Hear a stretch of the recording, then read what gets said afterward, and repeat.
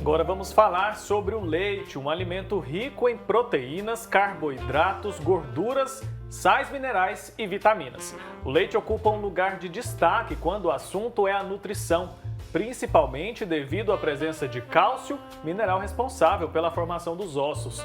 Mas tem muitos mitos e verdades com relação ao leite e não podemos deixar de citar sobre as pessoas que apresentam intolerâncias e alergias. Vamos falar sobre o assunto com a nutróloga doutora Aline Longatti. Bom dia, doutora, seja muito bem-vinda. Obrigado por falar com a gente sobre o leite.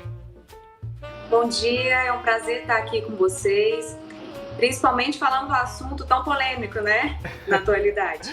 Pois é, doutor, eu queria que a senhora começasse explicando pra gente o que é intolerância à lactose. Intolerância à lactose, ela tem vários graus, inclusive, e várias causas, mas a grosso modo é a dificuldade que o organismo, o intestino da pessoa tem em produzir uma enzima, que é a lactase, que digere a lactose presente no leite. Ela pode ser congênita, que são raros esses casos e essa geralmente não tem cura, mas na grande maioria dos casos, a intolerância à lactose, ela apresenta ao longo da vida e a gente consegue ainda melhorar os sintomas que vão surgindo, porque geralmente ela ocorre por diminuição da produção dessa enzima, por diversos fatores. Um deles é a desbiose intestinal, né, que é a alteração das bactérias em termos de qualidades e quantidades no intestino. E isso altera a produção dessa enzima, né, causando esses sintomas desagradáveis de flatulência, náusea, distensão abdominal, porque a lactose, como ela não é digerida na sua totalidade, ela fica presente ali no intestino sendo fermentada, causando esses sintomas. Certo. Doutora Aline, bom dia. Tem inclusive essas perguntas, viu, da Sandra Milva. Ela mandou pra gente aqui no Instagram perguntando sobre a lactose e a gente queria que a senhora falasse um pouquinho mais em relação a onde a lactose está presente. É só no leite que ela está presente ou não? Tem outros alimentos aí que, se a pessoa tiver intolerância, vai fazer mal para ela também? Bom dia. Então, a lactose é o açúcar do leite, é um açúcar, né? Mas ela pode estar presente em vários produtos lácteos, em menores proporções ou maiores. No leite é na maior totalidade dela, mas ela pode estar presente nos iogurtes, queijos, né? O queijo fresco tem uma porcentagem muito grande de lactose, quanto o leite fresco também. Agora, o iogurte, ele já é fermentado também, então uma diminuição grande dessa lactose, de 20% a 30%, mais ou menos. Os queijos também mais maturados, eles já têm uma diminuição desse composto. Isso é relativo, né, de cada composição alimentar, de cada alimento. Tá certo, doutor. E como detectar a intolerância à lactose? É por meio dos sintomas?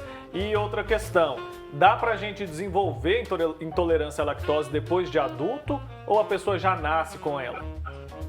Sim, como eu até falei no iniciozinho, a intolerância à lactose ela é multifatorial, tem várias causas, na verdade.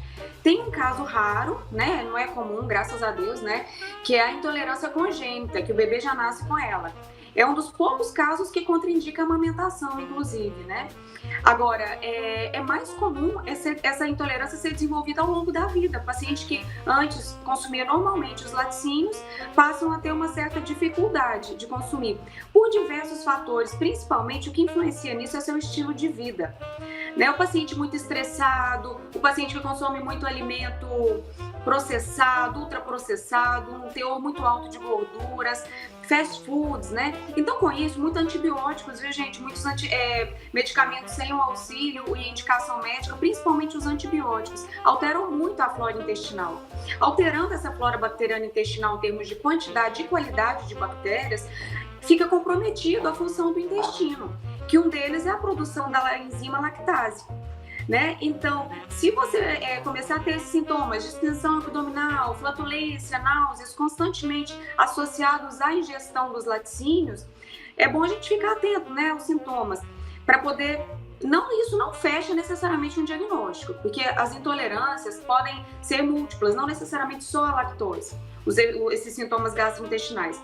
Mas uma coisa que eu acho interessante, inicialmente, antes de procurar um médico, é fazer aquele teste da retirada.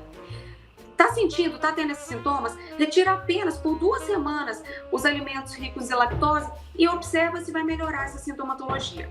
Depois disso, vai introduzindo em quantidades pequenas e observa se vai voltar. Isso é um teste rápido que você pode fazer em casa. Agora, o médico, ele recorre a alguns exames, igual o teste de tolerância à lactose, que é um teste de sangue, que é dosado a partir do momento que a pessoa vai recebendo dosagens concentradas do açúcar, né, da lactose, e vai dosando para ver se o organismo está absorvendo ou não. Mas o melhor deles é o teste de hidrogênio expirado, que a pessoa vai soprar num tubinho e a gente vai ver se está saindo geralmente um produto a mais, né, para os pacientes que têm essa intolerância. Então, assim, são vários fatores, né, que influenciam, mas casos leves, se forem diagnosticados precocemente, tem cura, tem tratamento. Então vamos começar a falar sobre esses tratamentos, doutora. Eu, inclusive, tenho uma informação até, no mínimo, curiosa e queria saber se isso é possível. Meu marido, ele foi diagnosticado com intolerância à lactose depois de adulto, né, há uns anos atrás, e ele costuma brincar que ele venceu a lactose pelo cansaço, porque ele não tomou medicamentos, né, aquela enzima ali que, né, eu acredito que a senhora vai falar sobre esse tipo de tratamento. E ele diminuiu, mas foi começando a consumir aos poucos, em menor quantidade. E esses sintomas foram reduzindo. Esse é um caminho? Pode ser que isso aconteça realmente hoje? Dificilmente ele tem algum problema quando ingere aí algum produto com lactose. Sim, seu esposo foi sábio, viu? Porque uma das formas que eu trabalho, inclusive, é assim. É claro que tem graus diferenciados, né? Tem que ver porque é muito individual a tolerância do paciente. Tem pacientes que não toleram nada de lactose, então eu tenho que excluir por um tempo grande, realmente, na totalidade, entrar com tratamento para repor, melhorar essa flora bacteriana intestinal. E um tratamento importantíssimo, gente, melhorar a qualidade de vida desse paciente, é ter uma atividade física, uma alimentação mais equilibrada, correr um pouco desses alimentos industrializados, né? Uma boa hidratação, sono de qualidade, reduzir os níveis de estresse. Isso ajuda na recomposição da flora bacteriana. Mas pacientes com um grau menor de intolerância, né, já podem se beneficiar como seu esposo fez, em pequenas porções e, na verdade, não consumir tudo de uma vez, consumir pequenas porções distribuídas ao longo do dia. Para quê? Para voltar a melhorar a tolerância do organismo a esse açúcar. Para o intestino voltar mesmo a produzir de forma adequada a enzima. Por isso que eu te falo, tem cura, tem tratamento. Claro que assim, cada caso é um caso, eu sempre trabalho de forma muito individualizada, mas eu falo para vocês, o que tem aumentado o número de casos de intolerâncias alimentares no geral é impressionante. É o nosso ritmo de vida, né, que não tá legal. Isso tem ficado cada vez mais claro, né, doutora? A gente vê sempre propagandas na televisão de produtos que prometem ali, você toma aquele produto e pode consumir os produtos com lactose sem problema nenhum. Isso é recomendado ou é necessário que sempre que tenha uma orientação médica?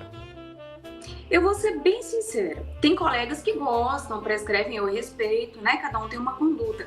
Mas eu não gosto muito de colocar enzima para o paciente. Isso é como se fosse um caminho muito fácil, um sintomático para resolver o problema ali naquele momento, mas que não vai trazer benefício a longo prazo.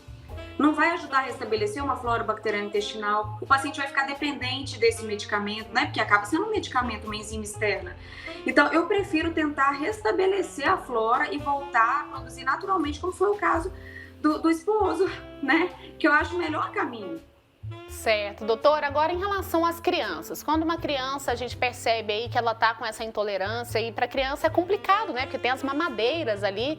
Quais são as saídas e os tratamentos? O que fazer para melhorar a qualidade de vida dessa criança? Porque quando é pequenininho, né, não tem jeito. A mamadeira ali é quase que essencial, né? O que eles aceitam mais. O que fazer nesses casos, então, doutora? O mais comum na criança, na verdade, é desenvolver de forma secundária, né, essa intolerância. A gastroenterites, né, aquelas infecções de intestino, principalmente aquelas diarreias que demoram mais para passar, que vai desgastando muito as velocidades intestinais. É difícil, não vou falar que é por alimentação, porque a criança, às vezes novinha, a maioria dos casos, os pais se preocupam com uma alimentação mais saudável. Na maioria dos casos é por uso de antibiótico, por muitas infecções ou viroses intestinais. O que acontece? A gente pede para interromper temporariamente, né, o consumo de laticínios, lactose no geral, até dar um tempinho para essa criança restabelecer a flora intestinal. Nesse período, eu sugiro fórmulas sem lactose. Hoje tem preparados, né? no comércio para a criança o leite sem a lactose, mas com o tempo vai sendo reintroduzida essa lactose novamente. Isso é temporário, é uma intolerância temporária, a grande maioria dos casos. Tirando aquele exemplo que eu dei no começo da intolerância congênita, que está presente ao nascimento. Esse é um caso mais grave, difícil tratamento, mas graças a Deus são raríssimos. Doutora, a senhora mencionou no início da nossa conversa que a lactose é como se fosse um açúcar do leite, né? Tem gente que diz que tem alergia à proteína do leite. É diferente? São alergias específicas? Sim, é um quadro diferente, mas que gera muita confusão mesmo. A intolerância é aquilo que a gente falou no começo, né? Uma dificuldade que o organismo tem de digerir o açúcar, né? Digestão, é questão de digestão, de absorção e quebra dos nutrientes. A alergia é diferente. A alergia, geralmente, às proteínas do leite, ela tem uma ativação do nosso sistema imunológico, produção de anticorpos, né? Então, é um quadro que pode dar edema, né? Inchaço, diarreias também, várias sintomatologias, principalmente é mais comum na criança, a alergia.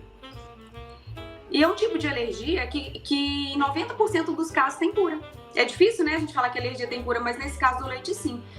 Souber conduzir direitinho, até os 3 anos de idade, mais ou menos, dessa criança, 90% pode voltar a consumir os laticínios. Ai, que bom, né? A gente fica feliz em saber disso. E em relação à questão da pessoa que não tem uma qualidade de vida, como a senhora disse, isso interfere muito, né? Que o organismo ali começa a ficar complicado, esse equilíbrio. Normalmente, uma pessoa assim, que não tem uma qualidade de vida, uma alimentação bacana, ela tem intolerância à lactose, ela pode ter outras intolerâncias junto também, conjuntos, aí a alimentação fica toda atrapalhada, doutora? Sim, através da desbiose intestinal, né, que é esse desequilíbrio bacteriano da flora intestinal, podem surgir diversas intolerâncias, intolerância à frutose, que é o açúcar presente nas frutas e outros alimentos também como aditivos, a lactose que nós falamos, intestino irritável. Gente, são tantas alterações vindas do intestino, inclusive uma delas, a depressão. Porque 84% da serotonina do nosso organismo é produzido no intestino. Então imagina, se o intestino não está conseguindo cumprir bem a função dele, né? E a serotonina, ela é extremamente necessária para o nosso bem-estar emocional. Então por ali você desenvolve uma doença emocional também. Por isso que hoje a gente considera o intestino o nosso segundo cérebro, né? E a qualidade de vida está totalmente relacionada a essa saúde intestinal. É muito importante mesmo a alimentação de qualidade, diminuir o estresse, os níveis de cortisol, que é o hormônio do estresse, tentar voltar naquela era de antigamente, que as pessoas comiam mais comida de verdade, se hidratavam bem. Então, assim, se falar pra mim, você é contra o leite? Eu não sou contra o leite. Olha que isso é polêmico, né? O leite mesmo é um alimento riquíssimo, ele tem uma altíssima densidade nutricional. Ele é muito rico em cálcio. Para você ter uma ideia, eu escuto muito falar, não, leite é só até menino até 18 anos e menina até 15 anos. Mas e na velhice? E a osteoporose? E a necessidade? Não, eu estou falando por enquanto só do cálcio e do magnésio, hein? Tem 500 milhões de outras coisas em relação ao leite. Mas o que a gente tem que pensar? Para você consumir a mesma quantidade de cálcio de um copo de leite, você precisaria de 5 xícaras grandes de brócolis. Considerando que a absorção do leite de origem animal, né, é diferente do cálcio, no caso da absorção do cálcio de origem animal do leite, é 30%. A gente consegue absorver esse cálcio. De origem vegetal, 5%. Então, assim, é bem complicado, atrapalha muito a saúde óssea, né, a falta desse alimento. E em vários outros aspectos, né, hoje já tem estudos que mostram que ele previne contra o desenvolvimento do diabetes do tipo 2, síndrome metabólica, aumento da pressão arterial, até obesidade. Quem consome leite nos estudos apresenta um menor índice de obesidade. Então, assim, são muitos fatores. A saúde óssea, né? Com o tempo, inclusive ele tem uma carga de proteínas muito grande para ajudar na regeneração muscular, porque uma das coisas que o idoso mais sofre é com a sarcopenia, que é a baixa de massa muscular, e isso associado à osteoporose, que é a diminuição, né, da massa óssea, é fragilidade, a pessoa ir para uma cama. Então, diminui a qualidade mesmo dessa terceira fase da vida. Então, são inúmeros benefícios. O que se questiona é o poder de inflamação do leite. Mas aí é aquela coisa, por que o leite sozinho é o vilão? Não é? Se eu estou falando que assim, o problema da intolerância à lactose não é causado pelo nosso ritmo de vida ruim, nossa qualidade ruim de vida, então não é só o leite que vai inflamar o indivíduo por falta de lactase, da enzima. entendeu? É a qualidade de vida no geral do indivíduo que tem que mudar.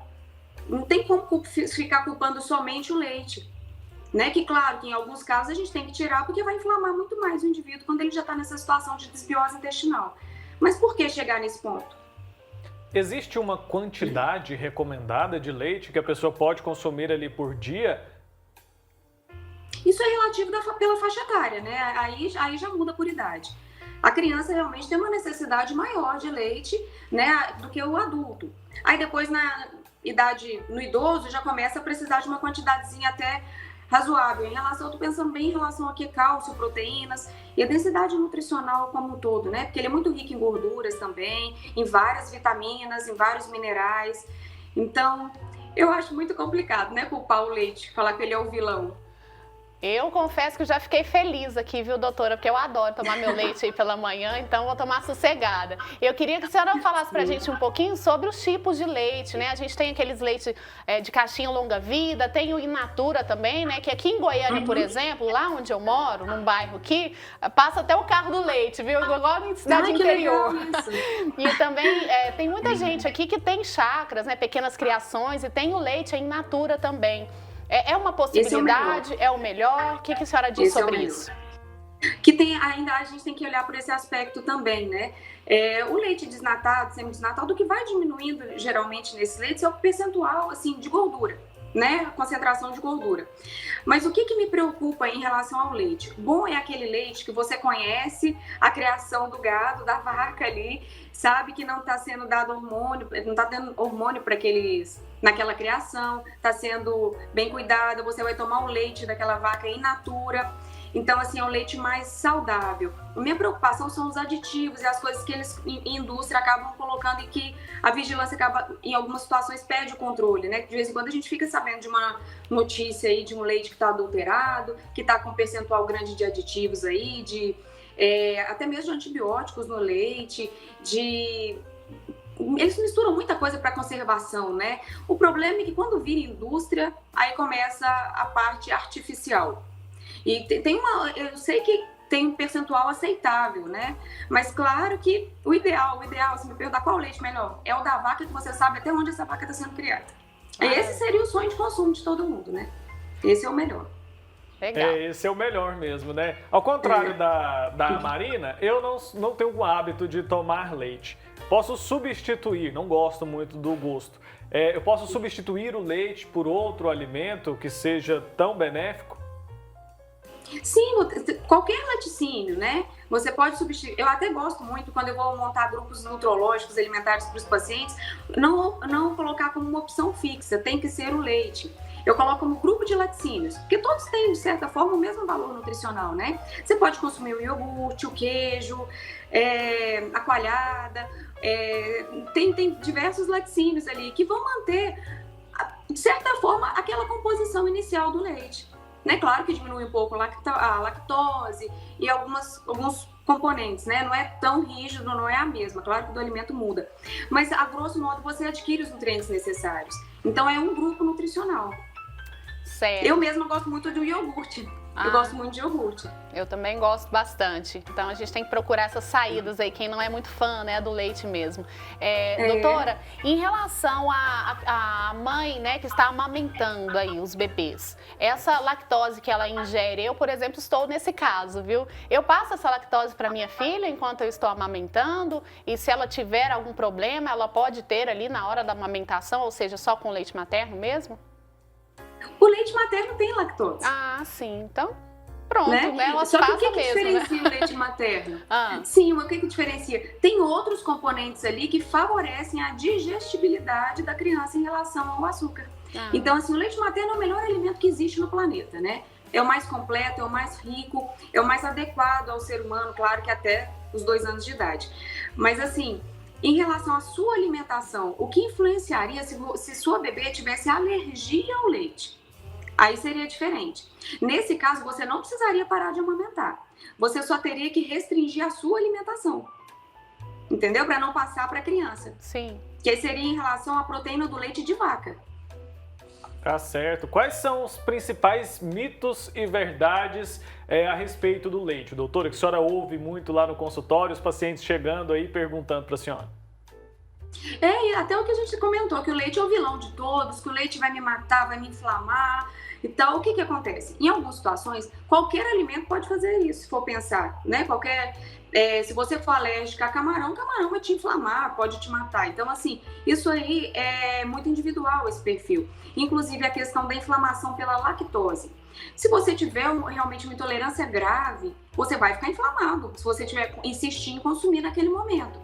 Agora, se for uma intolerância leve, não. Você pode consumir, como a gente estava até comentando, em pequenas porções, uma boa distribuição ao longo do dia, às vezes até associada a outros alimentos, né? Para que dê tempo de chegar no intestino e a pouca quantidade de enzima que está ali no intestino consiga fazer toda a digestão. Então, assim, o leite sozinho, ele não é um vilão, mas depende de cada caso. A pessoa que tem intolerância à frutose, a frutose que é a vilã, né? Naquele momento. Entende? Então, assim, eu não posso culpar um alimento por todo o mal, né? O indivíduo, ele tem que ser avaliado de forma individual, claro, porque cada pessoa tem um funcionamento, um metabolismo, necessidades e carências como um todo. Mas o leite em si é um excelente alimento, só que, claro, como tudo na vida a gente avalia de forma individual, né? O leite também vai ser mais um caso. Com Mas certeza. a minha opinião pessoal, eu sou a favor. Bacana. Coisa boa. Doutora, vamos aproveitar a sua participação aqui e tirar uma dúvida que muita gente tem também em relação à especialidade da senhora, né? A senhora é nutróloga. Aí temos também o nutricionista, né? Que não é da medicina, mas tem o nutricionista. E temos também o endocrinologista.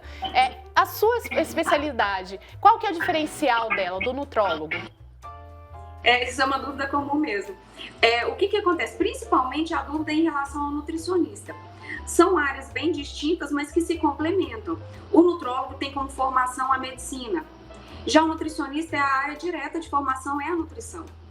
O nutrólogo, ele passa pelos 6 anos de medicina e depois se especializa numa área médica que é a nutrologia. A minha atuação, por exemplo, é em relação a doenças, repercussões, todas relacionadas ao organismo, em relação ao alimento.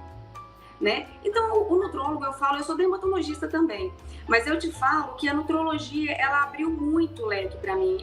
O nutrólogo, ele atua em quase todas as especialidades médicas, porque sempre tem uma relevância em relação ao alimento que vai levar a sintomatologia à parte ou vai atrapalhar algum quadro.